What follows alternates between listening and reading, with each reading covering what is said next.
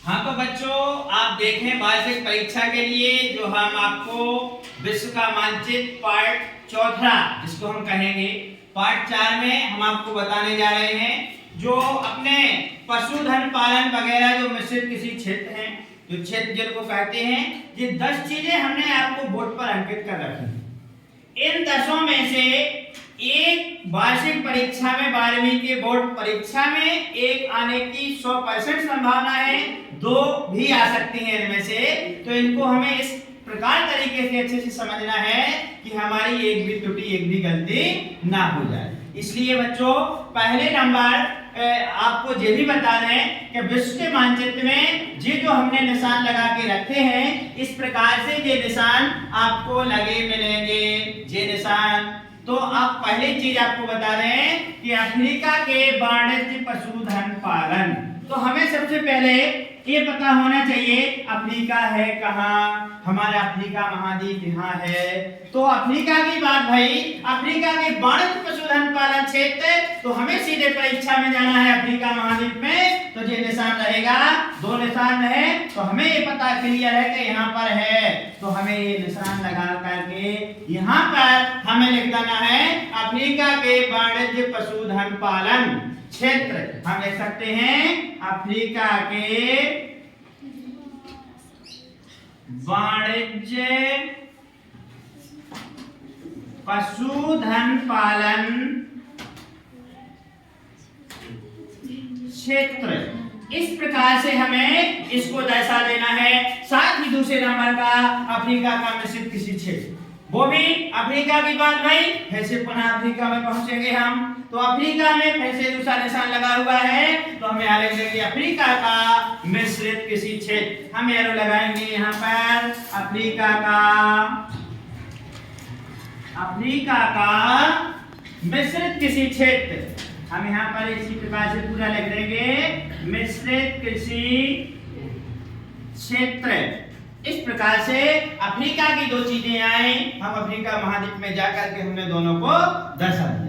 अब आगे चलते हैं तीसरे नंबर पर, जो हम आपको बता रखा है पंपास घास का मैदान।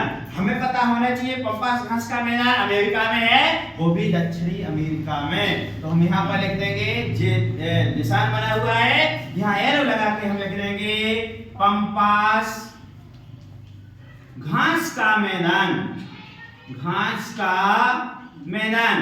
तो ये निशान परीक्षा में भी विश्व के मानचित्र में इसी प्रकार से निशान आपको होंगे, देख लेंगे आप। चौथी चीज चलते हैं हम, उत्तरी अमेरिका का वाणिज्य पशुधन क्षेत्र। उत्तरी अमेरिका में पहुंचेंगे, अमेरिका उत्तरी पास में है, जी हमारा उत्तरी अमेरिका है। वाणिज्य पशुधन पालन क्षेत्र तो ये है यहाँ पर, हम इसका निशान यही एरो यहाँ लगा दिया, यहाँ लिखने की यहीं पर लिखा हुआ है, तो ये हमने लिख दिया है वाणिज्य, उत्तरी अमेरिका का वाणिज्य पशुधन पालन क्षेत्र।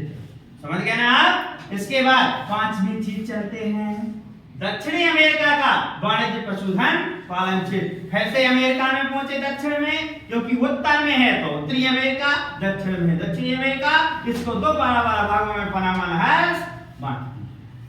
साथ ही बच्चों, दक्षिणी अमेरिका का वाणिज्य पशुधन पालन क्षेत्र, इसी को हम सेम निशान रहेंगे, थोड़ा यहीं पर ये निशान है, यहाँ पर थोड़ा बढ़ा के आप कर देंगे, यहाँ पर इसी को लिख देंगे आप क्या, दक्षिणी अमेरिका का वाणिज्य पशुधन क्षेत्र। यहाँ आपको नहीं लिखना है, तो यहाँ लिखा है, यहीं से एरो आप यहाँ पर कर देंगे, तो ये हमारा है दक्षिणी अमेरिका का वाणिज्य पशुधन क्षेत्र। इस एरो से इसका लिखा हुआ आप समझ जाए, समझ गए ना।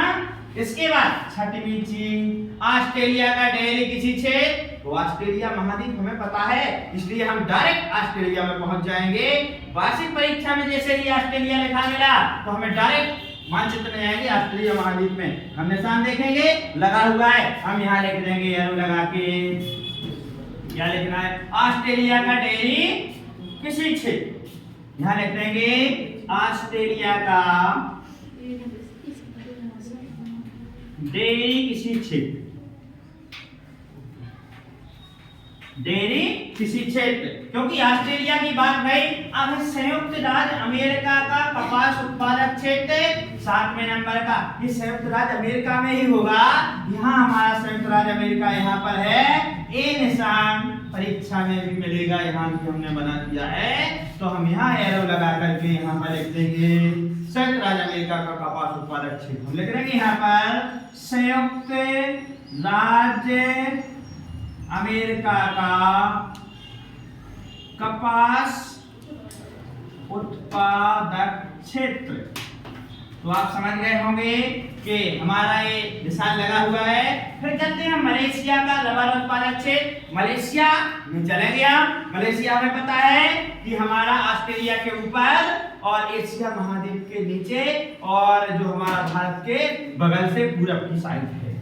तो हम चलते हैं, देखो हमारा ये ऑस्ट्रेलिया के ऊपर उत्तरी की ओर और ये हमारा एशिया जो महाद्वीप है इसके भारत की थोड़ी बगल में जी है। निशान लगा दिया है हमने, लगा हुआ है। इस निशान में लिखेंगे मलेशिया, जो लिखा है मलेशिया का रबर उत्पादक क्षेत्र, रबर उत्पादक क्षेत्र। तो यहाँ पर मलेशिया है तो हमें कुछ चीजें हमें बहुत ध्यान रखना होगी इसे समझने के लिए। फिर यूरोप का डेयरी कृषि क्षेत्र। अब हमें यूरोप की बात आई तो हमें किसी से कुछ भी नहीं पूछना है, हमें डायरेक्ट यूरोप महाद्वीप में चला जाना है। तो हम पहुंचेंगे यूरोप, हमें पता है तो हमें निशान लगा हुआ तत्काल मिल जाएगा। इस निशान को हम यहाँ पर लिख देंगे एरो लगा करके यूरोप का डेयरी कृषि डेयरी क्षेत्र। यूरोप का डेयरी क्षेत्र यहाँ लिख देंगे यूरोप का डेयरी क्षेत्र। अब लास्ट और अंतिम बचा हुआ है ऑस्ट्रेलिया का वाणिज्य अनाज क्षेत्र। तो फटाफट से हम फिर ऑस्ट्रेलिया में पहुंचेंगे। ऑस्ट्रेलिया में निशान लगा हुआ है, हम यहाँ पर फिर लिख देंगे एरो लगा करके ऑस्ट्रेलिया का वाणिज्य अनाज क्षेत्र। हम लिख देंगे ऑस्ट्रेलिया का वाणिज्य अनाज क्षेत्र, वाणिज्य अनाज क्षेत्र। तो बच्चों इस प्रकार से हमें परीक्षा में दर्शाने के लिए हमें सभी महाद्वीपों के नाम याद होना जरूरी है।